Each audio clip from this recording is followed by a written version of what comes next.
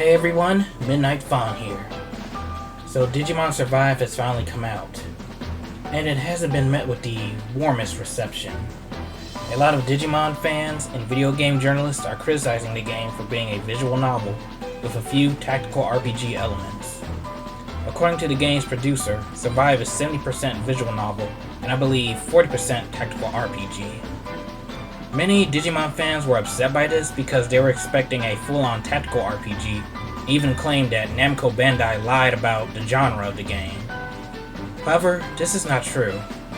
Ever since the game was announced in 2017, Namco Bandai has been showing off both the visual novel aspect and the tactical RPG aspect in tweets, videos, and magazines. But is Digimon Survive really a bad game? In my opinion, no. Digimon Survive is the first time I have played both a visual novel and tactical RPG.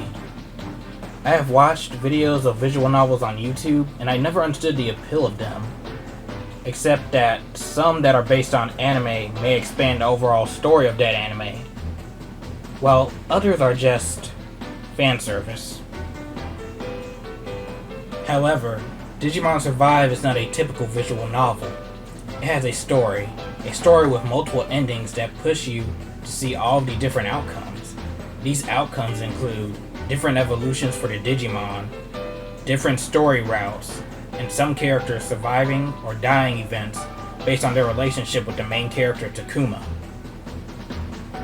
Unlike other video games where you are given the choice of choosing what your main character says to the other characters in the game, what Takuma says to his friends affects the storyline and the evolutions of his friend's partner Digimon. For example, Takuma's friends in the game, Aoi and Minoru, are partnered with a Labramon and Falcomon.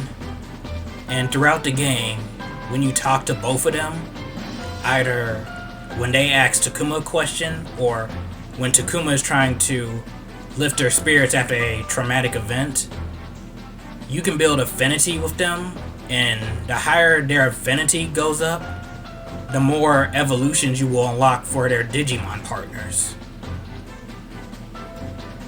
And I've seen this criticized as well because many people hate having to sit through and talk and read and, talk and read. But in my opinion, the affinity system in this game is the best evolution method in any Digimon game I have ever played. The Digimon games have a tendency to make evolution hard because the Digimon have branching evolution paths. But with the affinity, building up friendships with Takuma's friends, their Digimon will evolve at certain points in the story during the free action areas. And there is also a auto function that lets the cutscenes play like an animated movie. So it's like you're watching the Digimon anime in a way. However, some of the dialogue tends to go by fast if there is no voiceover, so it's recommended to use the backlog feature if you miss something that you need to continue on a certain route of the game's storyline. And for anyone who has already unlocked the New Game Plus mode, there is a skip function that lets you skip past cutscenes you have already watched. This actually trims the game down to about 3 hours from videos that I've seen. Overall, Digimon Survive is a unique new experience for the Digimon franchise while taking influence from past works such as Digimon Adventure. And if any of the Digimon Nintendo DS games get a remaster, I hope they do it in a style similar to Digimon Survive. And by that, I mean, I hope they use the battle interface they use in Survive for any possible Nintendo DS Digimon game remakes. I can picture seeing Digimon World Dawn and Dusk with HD artwork, and in a more tactical RPG setting.